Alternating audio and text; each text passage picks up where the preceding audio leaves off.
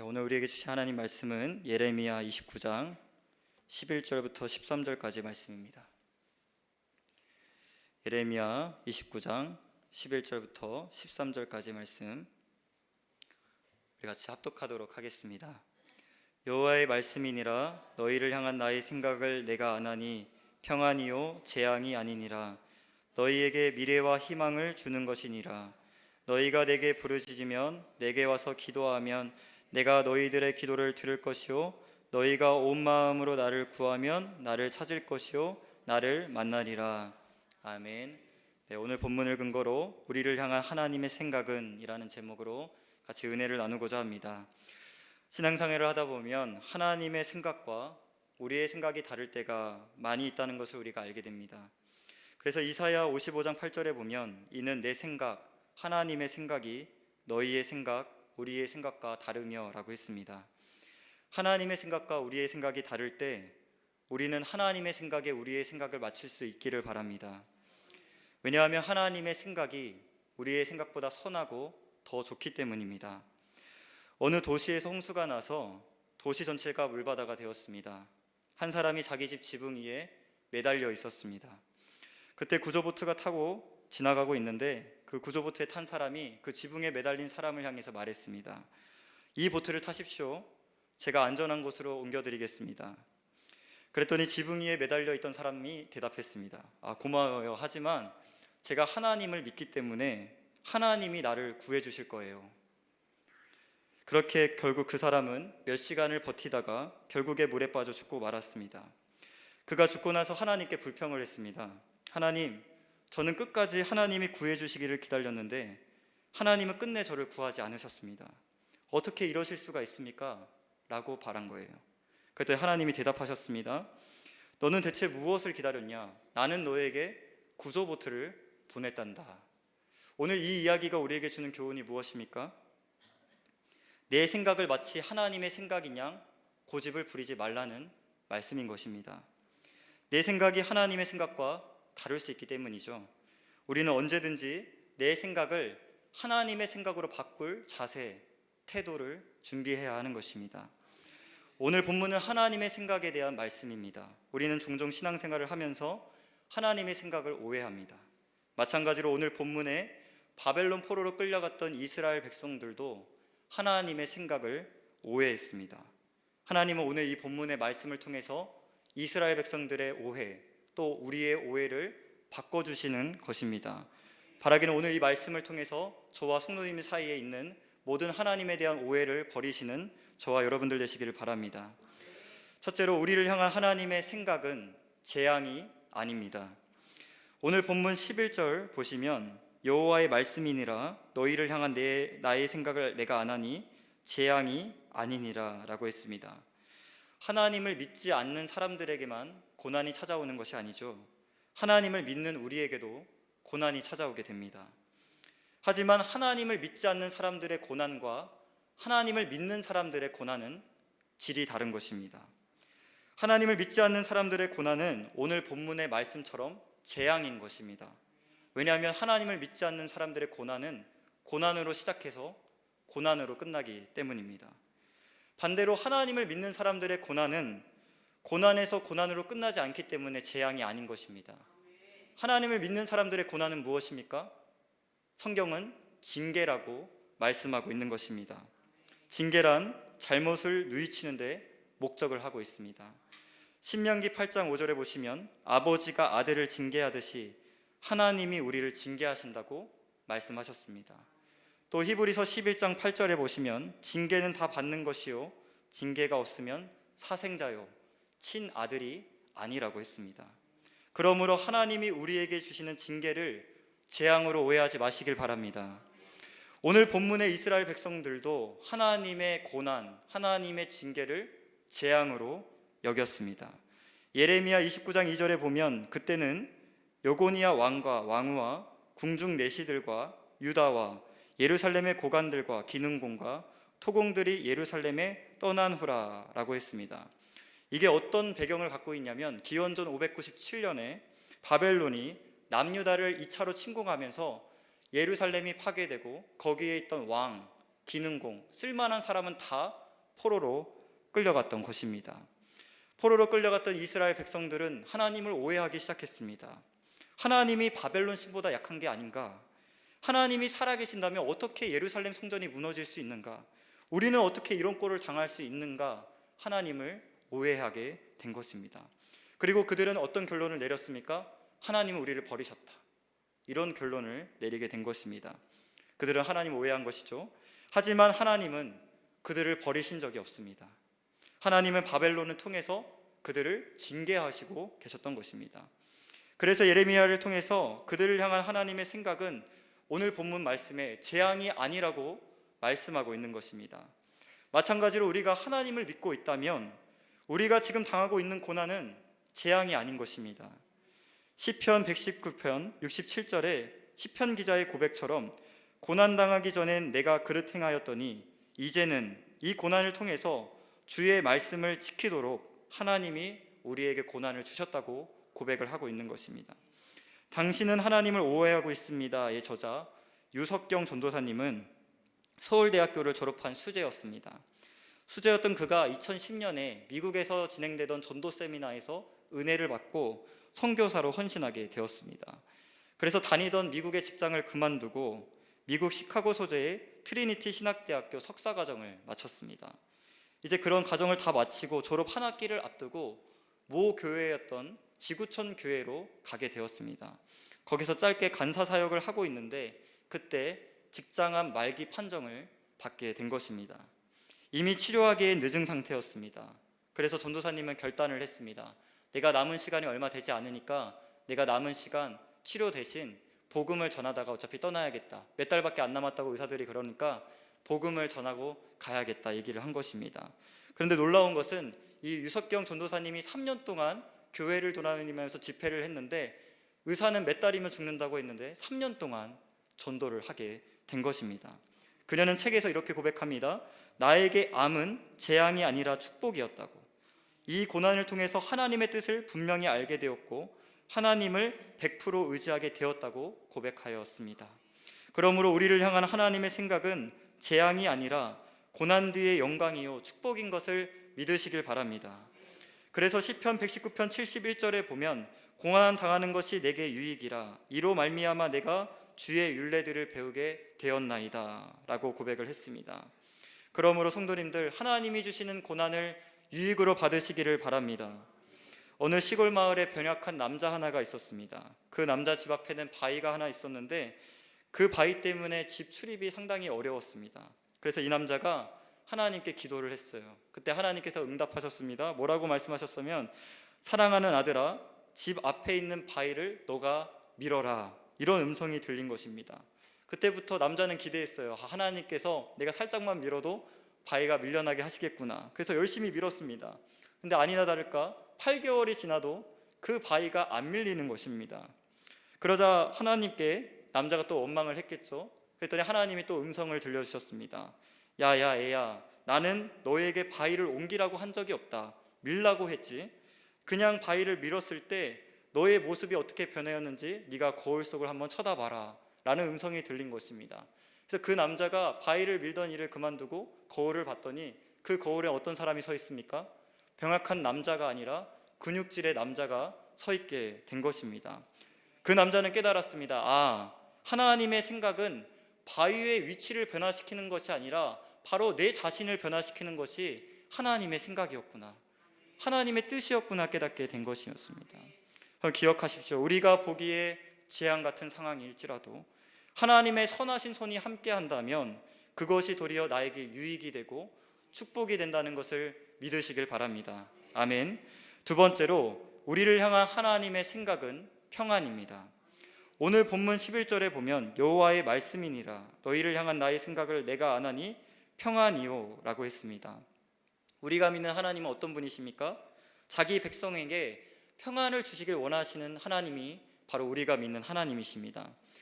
그래서 다윗은 시편 29편 11절에 보면 여호와께서 자기 백성에게 힘을 주심이여 여호와께서 자기 백성에게 평강의 복을 주시리로다 라고 고백을 했던 것입니다. 또 위대한 사도 바울은 성도들에게 하나님을 뭐라고 소개합니까? 평강의 주, 평강의 하나님 이렇게 소개를 했던 것이죠. 그러므로 성도님들, 하나님께서는 오늘 우리에게도 그 평안, 그 평강을 주시길 원하신다는 사실을 기억하시길 바랍니다. 그런데 우리는 하나님이 주시는 평안을 생각할 때 단순히 내 마음의 걱정이 없어지는 것만이 평안이라고 생각을 합니다. 그러나 성경에서 말하는 평안은 마음의 평안뿐만 아니라 전쟁이 없어지는 평화를 얘기하기도 하고, 가정의 불화가 없어지는 상태를 얘기하기도 하고, 가난과 궁핍, 경제적인 고통을 벗어나는 것도 성경에서 말하는 평안인 것을 기억하시기를 바랍니다. 그러므로 하나님께서는 우리에게 평안을 주시겠다고 약속하셨을 때 우리에게 마음의 평안만 주시는 것이 아니라 이 민족의 평화, 이 나라의 평화, 가정의 평화, 교회의 평화, 가난과 고통을 벗어나는 평안도 주시겠다고 약속을 하시는 것입니다. 그래서 역대하 14장 6절에 보면 여호와께서 아사에게 평안을 주셨으므로 그 땅이 평안하여 여러 해 싸움이 없은지라 라고 했고, 또 시편 147편을 보면 내 경내를 평안하게 하고 아름다운 밀로 너를 배부르시며 라고 했습니다. 그러므로 하나님의 주시는 평안은 낱개로 포장된 선물 세트가 아니라 종합 선물 세트인 것을 기억하시길 바랍니다. 그러므로 우리는 하나님의 평안 없이는 하루도 제대로 살 수가 없는 것입니다. 오늘 본문의 바벨론 포로가 되었던 이스라엘 백성들에게도 뭐가 필요했습니까? 하나님의 평안이 필요했던 거예요. 그러나 이스라엘 백성들이 하나님의 평안을 기대하기에는 그들의 현실이 좀 많이 암담했습니다. 낯선 땅에 끌려와서 아무것도 없이 포로의 신세로 삶을 이어가야 하는 그들에게는 평안이라는 말이 너무 먼 말과 같았습니다. 그런 그들을 향해서 오늘 예레미야 선지자를 통해서 선포하시는 겁니다. 하나님께서 내가 너희에게 반드시 평안을 주시겠다. 이스라엘 백성들아, 너희가 바벨론에서 망하는 게 내 뜻이 아니다. 거기서 평안한 것이 내 뜻이다. 하나님이 말씀하고 있는 것입니다. 혹시 이 자리에 내 현실의 어려움으로 인해 낙심하고 있는 성도님들 계십니까? 기억하십시오. 하나님의 생각은 평안입니다. 오늘도 주의 음성을 들으시기를 바랍니다. 6.25 전쟁이 끝나고 1955년 10월에 유엔 한국재건위원회에 참여한 인도 출신의 어떤 의원이 한국에 대해서 어떻게 평가를 했냐면, 한국에서 경제 재건을 기대하는 것은 쓰레기통에서 장미꽃이 피는 것과 같다. 그러니까 불가능하다라고 평가를 했습니다. 그런데 어떤 일이 일어났습니까? 우리나라가 지금 이런 경제 대성장을 이루게 된 것입니다. 또 민족 역사상 가장 평안한 삶을 우리가 영위하고 있습니다. 특히 우리나라가 고조선부터 시작하면 약 지금까지 960번의 외세의 침략을 받았다고 합니다. 우리나라 역사를 5,000년으로 기준으로 잡아도 5년에 한 번씩 전쟁이 일어났던 것입니다. 그런데 지금 기독교를 받아들이고 70년이 넘도록, 또 100년이 넘도록 우리는 외세의 침입 없이 긴 평안을 누리고 있는 것입니다. 기억하시죠? 이 모든 것이 누구의 은혜입니까? 하나님의 은혜인 것입니다. 하나님이 주시는 평안인 것을 믿으시길 바랍니다.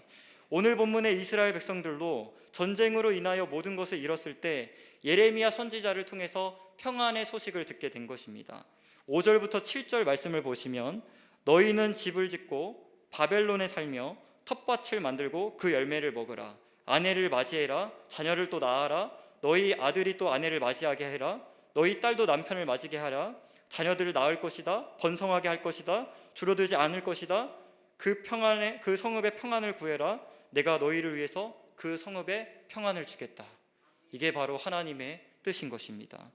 성도님들, 걱정하지 마시길 바랍니다. 오늘 이 저녁에 기도하실 때 하나님께 걱정을 다 맡기시길 바랍니다. 하나님이 여러분들의 인생을 역전시키실 것입니다. 왜냐하면 우리가 믿는 하나님은 평안을 주시길 원하시는 하나님이시기 때문입니다. 마지막으로 우리를 향한 하나님의 생각은 미래와 희망입니다. 오늘 본문 11절 끝부분에 보시면 너희에게 미래와 희망을 주는 것이니라 라고 했습니다. 사람이라는 존재는 미래와 희망 없이는 살 수 없는 존재입니다. 세계적인 유대인 심리학자 비터 프랭클은 죽음의 수용소라는 책을 썼습니다. 그 책에서 나치 수용소에서 말할 수 없이 잔인한 고문과 무서운 형벌과 비인간적인 학대 속에서 나를 생존하게 만든 것은 희망이었다라고 고백을 하고 있습니다. 그는 나치의 무서운 고문을 당하면서도 마음속에 희망을 품었습니다. 이들의 시대는 언젠가 끝난다. 내가 이들의 시대가 끝나고 이 감옥문을 나가면 내가 가졌던 이 희망, 이 하나님에 대한 희망을 다른 사람들에게 전하겠다. 이런 비터 프랭크가 이런 꿈을 꾸은 것입니다. 실제로 그는 그 희망을 품고 그 죽음의 수용소에서 살아남았습니다. 그래서 의미의 심리학이라는 놀라운 이론을 개발하고 많은 사람들에게 희망을 주는 일을 감당하게 된 것입니다. 그러므로 성도님들, 절망적인 환경에 놓여 계십니까? 그래도 희망을 가지시기를 바랍니다. 예레미야 29장 10절에 보면 하나님은 절망하고 있는 이스라엘 백성들에게 미래와 희망을 가지라고 선포하고 있는 것입니다. 10절에 보시면 여호와께서 이와 같이 말씀하시느니라. 바벨론에서 70년이 차면 내가 너희를 돌보고 나의 선한 말을 너희에게 성취하여 너희를 이곳 이스라엘로 돌아오게 하리라 라고 약속하셨습니다. 아무리 힘들어도 미래와 희망이 있다면 우리는 견뎌낼 수가 있는 것입니다. 여러분, 요셉을 기억하십시오. 형제들에게 팔렸을 때, 그가 보디발의 장군에게 오해를 받았을 때 그는 어떻게 하였습니까? 희망을 포기하지 않았습니다. 꿈을 갖고 있었습니다. 형제들이 저라는 꿈을 붙잡고 있었습니다. 그래서 그는 끝까지 살아남을 수가 있었던 것입니다. 또 다윗은 어땠습니까? 사울의 사위였던 다윗이 그 장인어른에게 쫓겨다녔습니다. 그럼에도 불구하고 그는 포기하지 않았습니다. 왜 포기하지 않았습니까? 왕이 된다는 하나님의 꿈, 하나님의 희망을 붙잡고 있었기 때문에 다윗은 그의 삶을 포기하지 않았던 것입니다. 그러므로 다윗은 시편 39편 7절에 이렇게 고백합니다. 주여, 이제 내가 무엇을 바라리요? 나의 소망, 나의 희망은 하나님께 있습니다. 이게 저와 여러분들의 고백이 되시길 바랍니다. 우리는 오늘 요셉처럼 다윗처럼 하나님이 주시는 이 미래와 희망을 품으시는 저와 여러분들 되시기를 바랍니다. 고등학생 때 학교에서 제주도 여행을 갔습니다. 근데 제주도 여행 일정 중 하나가 한라산 등반하기였습니다. 참 나빴죠? 한라산 등반하기로 하루를 때우려는 학교의 속셈이었습니다. 근데 한라산에 등반하는데 언덕을 아무리 올라도 또 다음 언덕이 나오는 것입니다. 계속 언덕. 근데 이상하게 선생님 언제 끝나요? 물어봤더니 선생님도 몰랐나 봐요. 곧 끝난다, 얼마 안 남았다 하지만 시간을 안 알려주는 거예요. 하루 종일 산을 탔습니다. 그래서 너무 힘들었던 기억이 아직도 납니다. 반대로 논산훈련소에서 제가 행군을 했을 때 훈련소 조교님은 시간별로 알려줬습니다. 1시간 남았다, 2시간 남았다, 3시간 남았다. 그러니까요, 힘이 생기더라고요. 이제 진짜 얼마 남지 않았다, 1시간 할 수 있겠다, 이런 생각이 들더라고요. 마찬가지입니다. 오늘 본문의 이스라엘 백성들도 하나님께서 시간 끝을 알려주셨어요. 70년이 차면 돌아온다. 그러니까 이들이 어떻게 합니까? 끝이 오는구나, 희망을 가질 수 있겠구나. 우리도 마찬가지죠. 우리에게 어떤 소망이 있습니까? 부활의 소망이 있습니다. 우리는 죽어서 천국에 갈 것입니다. 오늘 죽어도 천국에 갈 것입니다. 그러므로 우리에게 무엇이 있습니까? 희망이 있는 것입니다. 믿으시는 저와 성도님들 되시기를 바랍니다. 잠언 29장 18절에 보면 묵시가 없으면 백성이 방자히 행하거니와 율법을 지키는 자는 복이 있느니라 라고 했습니다. 하나님의 말씀을 미래와 희망으로 삼은 백성은 망하지 않는다는 것입니다. 왜냐하면 하나님의 말씀은 반드시 성취되기 때문입니다. 그러므로 성도님들 도전합니다. 말씀 위에 인생을 세우시기를 바랍니다. 내 삶에 희망이 없을 때 다시 말씀으로 돌아가시길 바랍니다. 그리고 그 말씀을 내 인생의 말씀으로 붙잡으시길 바랍니다. 혹시 올해의 말씀을 뽑으셨습니까? 1년 동안 그 말씀을 붙잡으십시오. 그게 성도님들의 희망이 될 줄 믿습니다. 결론입니다. 우리를 향한 하나님의 생각이 재앙이 아니요 평안이고 미래와 희망이라면 오늘 우리는 무엇을 해야겠습니까? 오늘 본문이 우리에게 해야 할 일까지 알려주고 있습니다. 무엇입니까? 기도하는 겁니다. 하나님을 찾고 하나님을 구하라고 명령하고 있는 것입니다. 오늘 본문 12절과 13절을 보십시오. 너희가 내게 부르짖으면 내게 와서 기도하면 내가 너희들의 기도를 들을 것이요 너희가 온 마음으로 나를 구하면 나를 찾을 것이요 나를 만나리라 라고 했습니다. 이것이 저의 오늘의 설교의 결론인 것입니다. 오늘 우리가 알았습니다. 하나님은, 하나님의 생각은 재앙이 아니구나, 미래와 희망이구나, 평안이구나. 그러니 그 좋으신 하나님께 기도하라는 것입니다. 에스겔 36장에서도 보면 하나님께서 너희에게 새 마음과 새 영을 주고 너희의 경내에 복을 주고 잘되게 하실 텐데 37절에 뭐라고 말씀하시냐면 그래도 이스라엘 족속아 너희가 구해야 할 것이다. 뭘 말합니까? 기도하라는 것을 요구하고 있는 것입니다. 제가 이제 중고등부 학생들에게 자주 이야기하는 것이 있습니다. 애들아, 너희가 시험을 앞두고 학원에 가서 열심히 공부하잖아. 시험 공부하듯이 하나님 한번 찾아봐. 못 만날 사람이 없다. 아멘이십니까? 우리가 진짜 시험 공부하듯이 하나님을 간절히 찾고 구하면 오늘 이 자리에 하나님 못 만나고 돌아가실 분이 단 한 명도 없는 줄 믿습니다. 오늘 이 시간 기도할 때 하나님, 오늘 하나님이 이렇게 좋으신 분이신 제가 알았습니다. 오늘 이 시간은 하나님만 구하고 하나님만 찾겠습니다. 결단하는 저와 성도님들 되시기를 바랍니다. 기도하겠습니다. 참 좋으신 하나님 아버지, 하나님의 뜻은 오늘 우리에게 평안과 미래와 희망을 주시는 것임을 믿습니다.